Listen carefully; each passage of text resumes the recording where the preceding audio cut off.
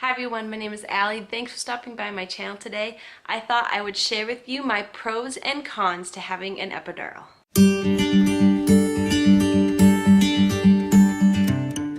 So if you're new to my channel, my name is Allie and I make mommy and baby videos, and I also make lifestyle video, vlog videos, cooking videos, pretty much whatever videos I come up with. And so if you enjoy those type of videos, don't forget to hit that subscribe button down below, and let's get started. So I really wanted to sit down and film a video about the pros and cons to having an epidural, and also some advice. To give a little backstory, I have 4 little children, ages 5 and under, and I've had an epidural with each and every one of them.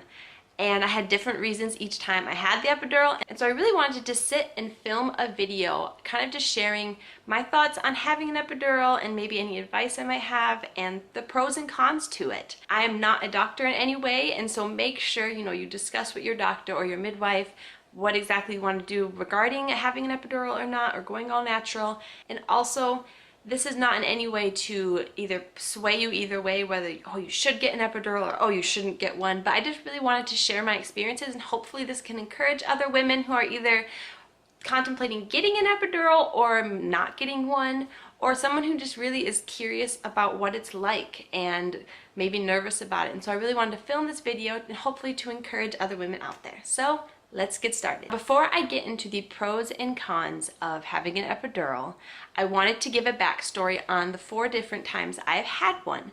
Like I said before, I have 4 little children, and so I'm going to start with my first son, Nathan. With my son Nathan, this was my first birth, first baby. We were super excited, and we originally planned for him to be born at home. I was going to have a home birth. I made it to 41 weeks and 3 days, I believe. I was 10 days late by the time he was born. But I ended up having a 48-hour labor. And so towards the end of that long labor, I had been at 6 centimeters for hours and hours. And the midwives said I had what you call, I think, a rigid cervix, and I didn't progress far. And so I got to the point where I was like, I don't feel safe being at home anymore, and I don't feel safe like when it comes to pushing. I don't feel like I have the energy and the strength for it. So we decided it was best to go to the hospital, which I was so thankful just of God's grace and how it worked out. The midwives were able to take me right to the hospital. They knew everyone there, and everyone was super sweet, and I had a very good hospital experience. But when I got there, I was very much, I didn't want an epidural. I was like, I want to try this without an epidural.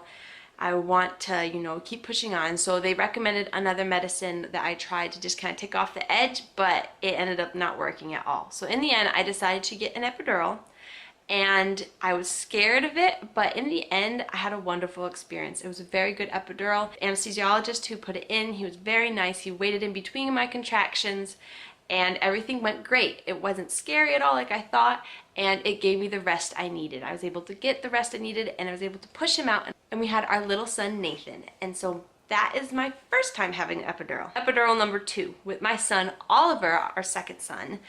It was a little bit different.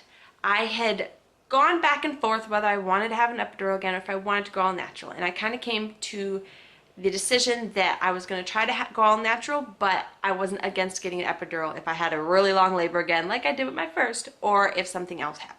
And so my labor with my son Oliver was about 26 hours, which for me, that was like really good. It was like half the time of my other labor. So towards the end of my labor, because this time I was giving birth at a hospital, I had different midwives that delivered at a hospital. I love having them, and I've had them with all my other babies now. And once it was, time to go to the hospital, went there, and I was 4 centimeters, was in triage for a few hours, and then I got to 6 centimeters, and then things after that went really quick. I'd gone back to the room, and I was starting to get like really hot and sweaty. The contractions were really bad, and I was like, the anesthesiologist is not going to get here in time. I decided to have an epidural because the pain was really bad, and I was like, I want to get one. I'm like, and he's not going to get here in time. And the reason why I was like that, I found out later, is I was about 8 centimeters dilated. I was going through transition. And so I ended up getting an epidural. And again, it went really, really well. I was so thankful. The anesthesiologist did a great job. Everything went in fine. And the epidural did what I needed to do. It helped, it took away the pain. I was able to get a little bit of a break, a little bit of rest, and I was ready to push. And so I had a great experience the second time around with an epidural as well. Baby number 3, my little daughter Tiffany Grace, was born in one of the biggest blizzards we had in the year of 2017 here in Maine. and her birth was a little bit different. I had gone back and forth again whether I really wanted to try to go all natural or if I wanted an epidural, and I'd actually kind of decided on having an epidural again. And so I had good experience with it, and I thought, let's try it again. And so I started having contractions in the morning, and then they kind of petered away, and we went to church, and I had like 2 of them during the whole service, so they were starting to go away. And then by the time we were ready to go home, the contractions had stopped. And so everyone went home early because the blizzard was coming. And I went back and forth, should I try to walk to get labor to start up again, or should we just head home? And so we decided to go home. I took a nap, and when I woke up around 5-something p.m., my contractions started up again. And my labor with my daughter Tiffany was about 7 hours total from 5 o'clock when they started up and consistently went, and she was born about midnight. And so it was a much faster labor, which I did not expect to have a 7-hour labor. And so I was, going, oh, is this, is this real labor? Is this not? And so by 6 p.m. or so, I had a contraction that like went into my legs, which for me, like when they start radiating into my legs, it's serious. And so I called my midwives, and they said, okay, come on down, there's a blizzard coming. And I was like, you won't send me home if I'm only like 1 centimeter. And they're like, we're not going to send you home in a blizzard. And so we got everything packed up, got our kids in bed, my mom was watching them, and we headed down. It took over an hour to get to the hospital because of the weather. It was crazy how much snow there was. It was scary, and I was so thankful when we got there. I was like, thank you, Lord. We made it safely at around 8:15 p.m. And remember, she was born at midnight, so we weren't at the hospital that long before she was born. And so we got there, they checked me, I was 4 centimeters, and I told them I'd like to get an epidural. And they said, okay. And so I labored in the shower for a little bit while I was waiting for the anesthesiologist to come. And so he came in, and this experience was a bit different. And I don't intend this in any way to scare anybody. This is just the experience I had with my 3rd epidural. And so this time around, he didn't wait until my contractions were done, and I was in pretty active labor. We found out after that I was 7 centimeters dilated, so I was, heading towards transition, and they were coming quite frequently, and they were painful. And so he didn't wait in between my contractions. So, they have you bend over, and he was, giving it to me, and I was like, oh, I'm having contraction. He just kept doing stuff. And when it went in the first time, something seemed off. And it went in, and I had like this shooting pain that went down my whole right side into my right leg. And it felt like it was like on fire. And it freaked me out. It hurt really bad. And I was like, ow, that hurts. And so I told my midwives, I'm like, that hurts. And he didn't stop what he was doing. And so I told my midwives again, I'm like, that hurts. And so they told him. And so he finally stopped and took it back out. And I was like, that hurt. It freaked me out. And so I was praying. I was like, help it to go in right. And I was like, in my head, convinced. I was like, if it does not go in right the second time, I'm going all natural. And so that says a lot when, you're going into transition and, the pain relief is right there. And you're like, I'm not going to get that if it goes in wrong. But he put it in the second time. It went in right that time. But the difference is it was extremely strong. The amount he gave me, I don't know why, but it was so strong. I was so numb. I felt like I had elephant legs. Like I couldn't move my legs. I was super numb. And it was just different that time. And so I didn't have the greatest experience with that epidural. My daughter Tiffany was born healthy and perfectly fine, a couple pushes, and everything went great. But I was quite shooken up and kind of scared from that epidural. My husband was as well. Baby number 4. Moving on to my son August's birth. I actually have all of the pregnancy, most of it documented, and my birth story all on my channel here. So if you'd like to see that, you can go and check it out. But his birth was about 12 hours total, and it was a bit different than my other births. And you always think, you would start to get a pattern after having, 3 other kids. But nope, the 4th baby was different too. So I woke up on the morning he was born. I was 40 weeks and 3 days. So I was 3 days late, and I'd had a couple contractions in the night, but they didn't turn into anything. So I'm like, oh, it's not labor. And I woke up in the morning, and my legs hurt really bad, like really strangely, like ached. And then as I realized, as I was trying to do things throughout the day and get the kids breakfast and stuff, they were really starting to ache.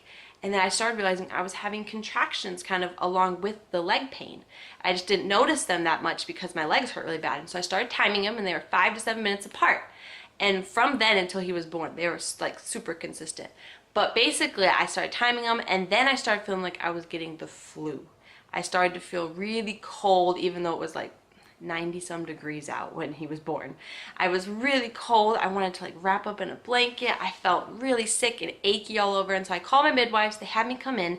They monitored me and the baby. and his heart rate was really high. My heart rate was high, and I had a low-grade fever. So they sent me to the hospital. They did lots of different tests and stuff, and they ended up admitting me, and they started me on antibiotics because I was positive for group B strep, and they were kind of getting everything going. And the whole entire time, my contractions were like, for a while, 2 minutes apart, and then like 3 to 4 minutes apart.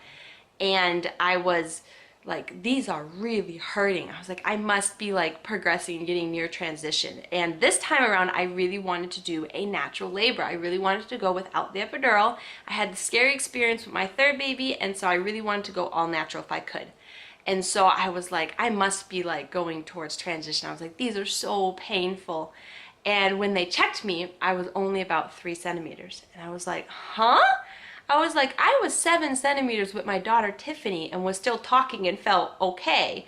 I'm like, I'm 3 centimeters and they're coming every 2 minutes and they are really painful. I was like, if this keeps up, I'm like, I really am probably gonna get an epidural. I was like, they were so painful. And my midwife said it probably was because I had a fever. Along with it, my body was just so weak from feeling sick that it was making the contractions feel worse. And so I ended up, eventually my fever went away, so I did start to feel better, but my legs were still in so much pain that I couldn't walk to progress labor or anything like that. I just wanted to kind of curl up in a ball on the bed. And so I ended up deciding to get an epidural, and once I finally got my epidural, I was about 7 centimeters, and a few hours later he was born. But this epidural, I was quite nervous going into it because of the experience I had before.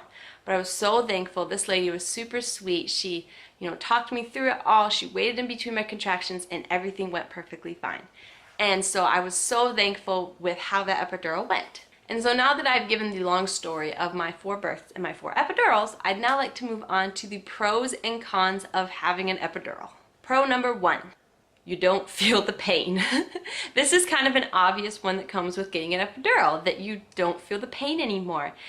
But when you're in labor and you're in the excruciating pain of having contractions, when that pain is taken away, it feels so nice. It is such a blessing to be able to just have that pain gone and be able to just get some good rest. Con number 1, not being able to move around. This is the one thing that can be frustrating for a lot of people, is not being able to move around. You're not able to get up, to walk around, to, stretch your legs and stuff and get labor going and progressing because you're stuck to the bed because you're kind of numb from the waist down.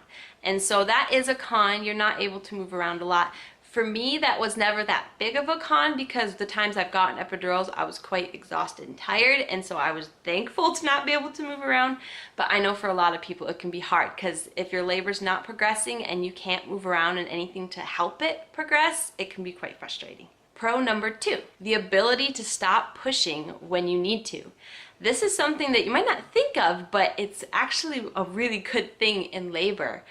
You're able to stop pushing if your doctor or midwife asks you to stop, which for me, the past several times, they have had me stop pushing, so I was able to because I'm not feeling the excruciating pain of the contraction and pushing, that I'm able to stop, and they're able to more slowly ease the head out, and I think that's helped a ton with me not tearing the past 3 times. So 3 out of the 4 of my births I have not tore, and all those times I was able to stop pushing when they needed me to, and they're able to ease them out.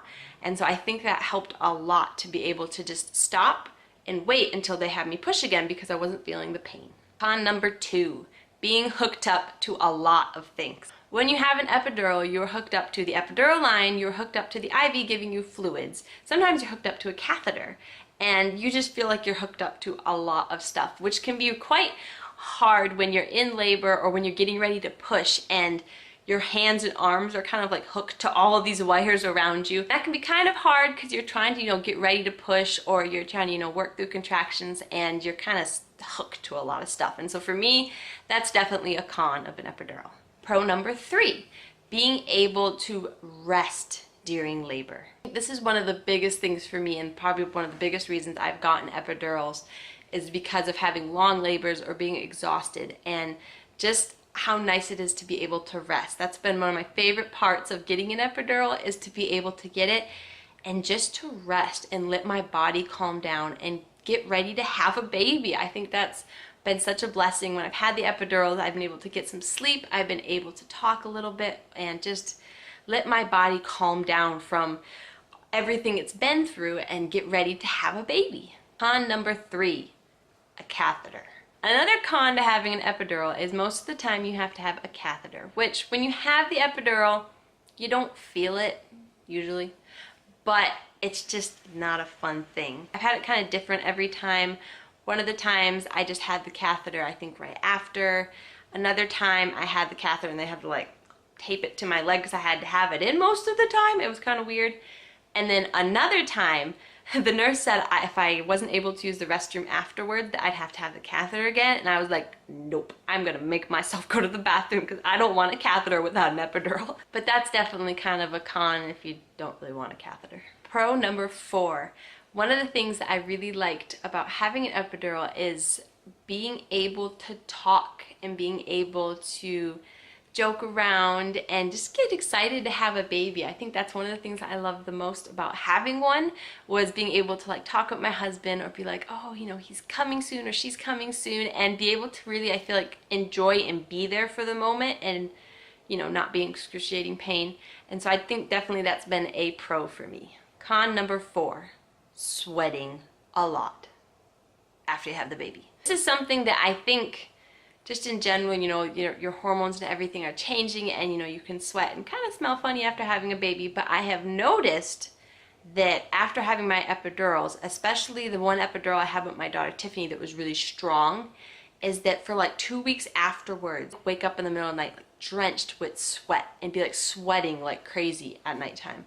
And I looked it up, and sure enough, a lot of women saying that your body is sweating out all the toxins and stuff from the epidural, and you know, if you had medicine pumped in you, and if you have Pitocin pumped in you, and your body's sweating it out. And so that was something very interesting that I didn't expect with having an epidural, but I've had it every single time. Now moving on to advice. I'm not a doctor in any way, and so like I said before, make sure you talk with your doctor, your midwife, about, you know, the pros and cons and what you would like to do if you want an epidural or not. But I thought I would share with you the pros and cons and also some advice that I have kind of learned along with having 4 epidurals. My first advice would be definitely to ask about the strength of the epidural. I have learned with having 4 epidurals, I've had almost like a different strength of the epidural each time. With my first 2 sons, the epidural was strong enough that it numbed me and I didn't feel the contractions, but wasn't so strong that I couldn't like move my legs a little bit. I couldn't get up and move out of the bed, but I could still move my legs around and stuff.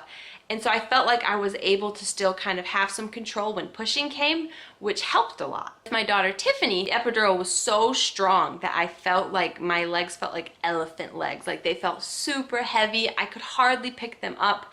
And I like legitimately did not hardly feel her coming out. Like I pushed a couple times and they're like, she's coming out. And I was like, really? I can't feel it.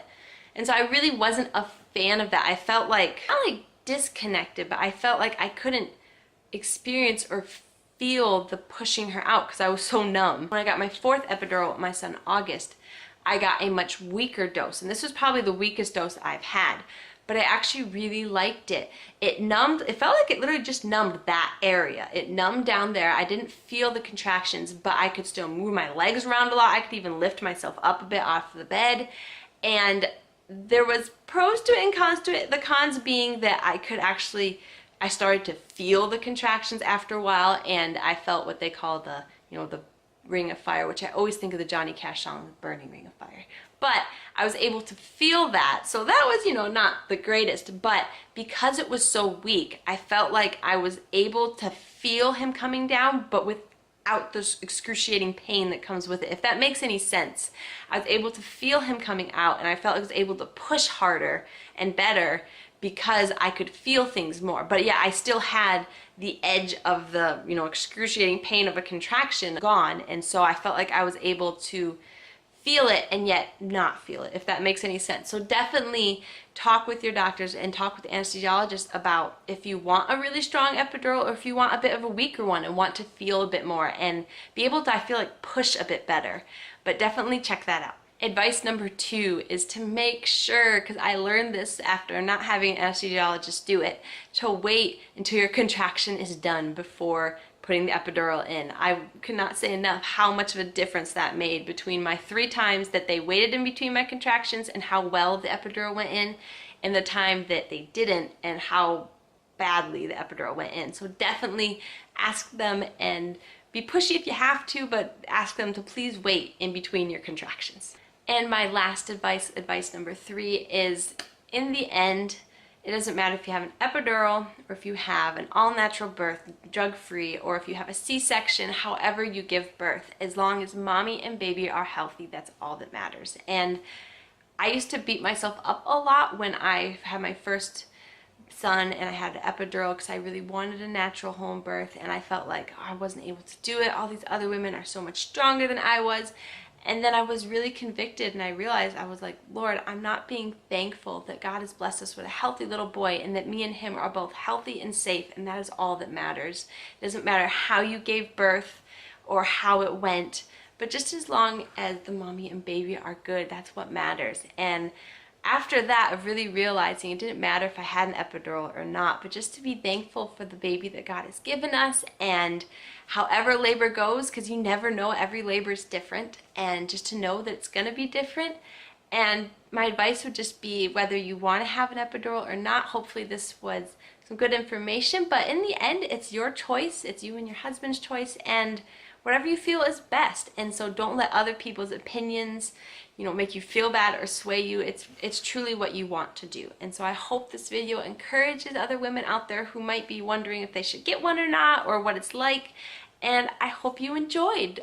Don't forget to hit that subscribe button down below if you like these type of videos and want to keep seeing them. And don't forget to give this video a thumbs up. It helps me kind of know, do you like these kind of videos or not? But thank you again for stopping by. Have a great day.